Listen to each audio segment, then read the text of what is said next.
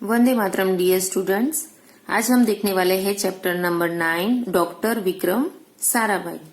सबसे पहले देखेंगे पाठ का परिचय।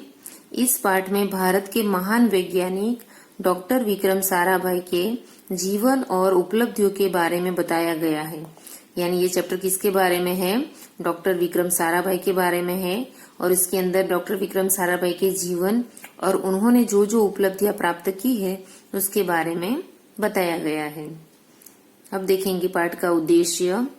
महान वैज्ञानिक के आदर्श जीवन से प्रेरणा लेकर आगे बढ़ने की सीख देना।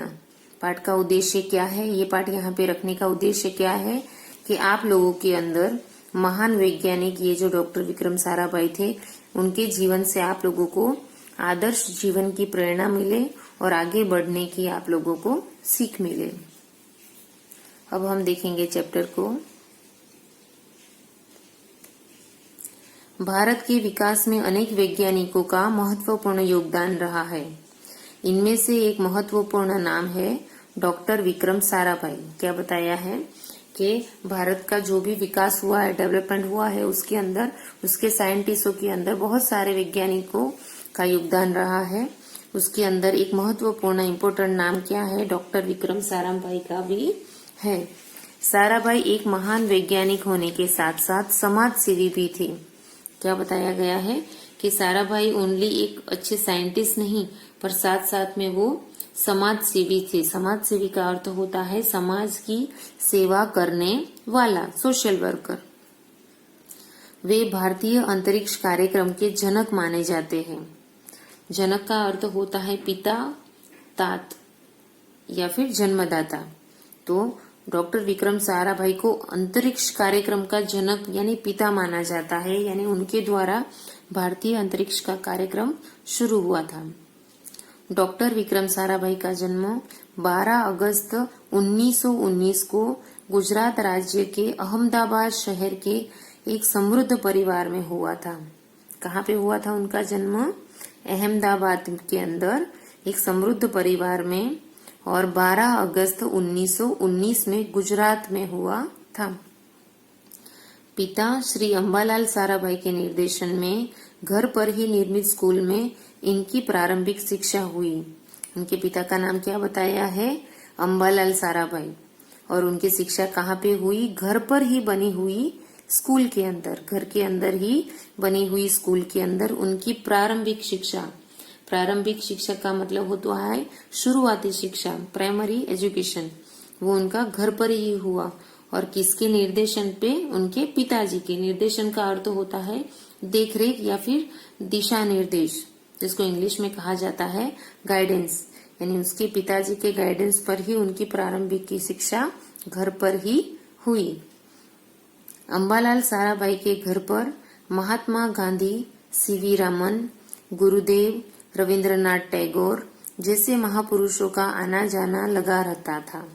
क्या बताया गया है कि डॉक्टर विक्रम साराभाई के घर पे महात्मा गांधी जी, सीवी रामन, रविंद्रनाथ टैगोर जैसे महापुरुष आते जाते रहते थे, जिससे बचपन से ही इन्हें महापुरुषों से मिलने का अवसर मिला।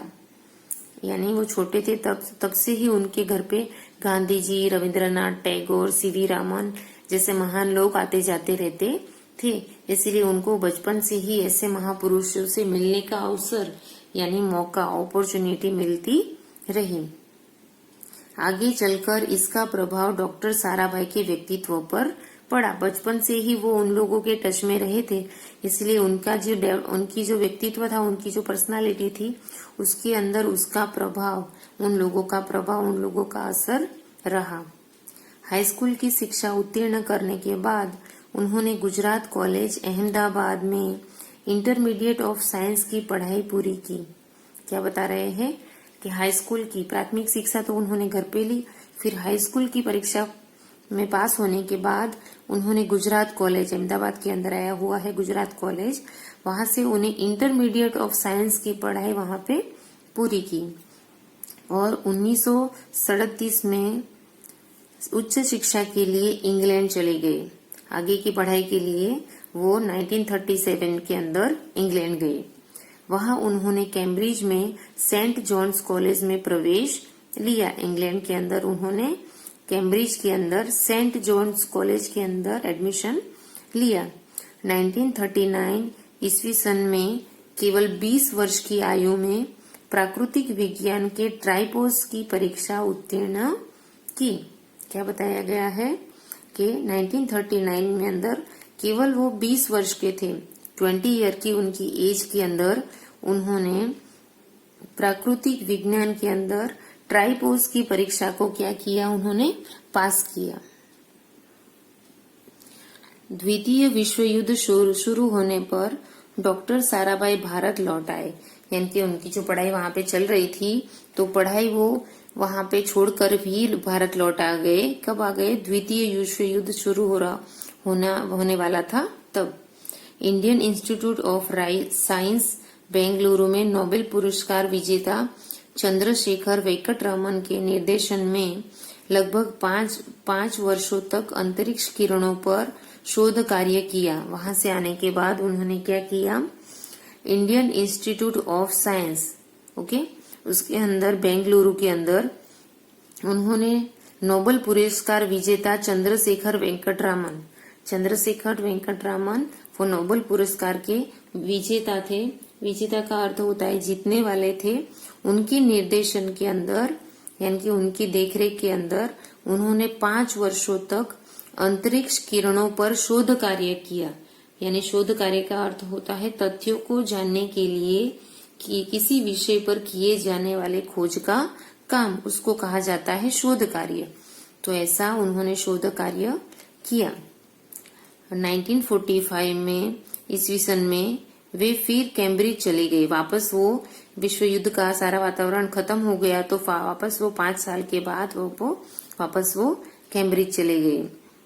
1947 ईस्वी सन में उष्णकटिबंधीय अक्षांश में कॉस्मिक खोज के लिए उन्हें पीएचडी की उपाधि प्रदान की गई। 1945 में क्या हुआ? 1947 में उन्होंने पीएचडी की पदवी प्रदान की। किस विषय के बारे में? तो उष्णकटिबंधीय अक्षांश में कॉस्मिक की खोज, ये सब्जेक्ट के लिए उनको पीएचडी की पदवी प्रदान की गई। ओके, डॉक्टर विक्रम साराभाई की बहुत सारी उपलब्धियां हैं जो हम नेक्स्ट वीडियो के अंदर देखेंगे। Bye students.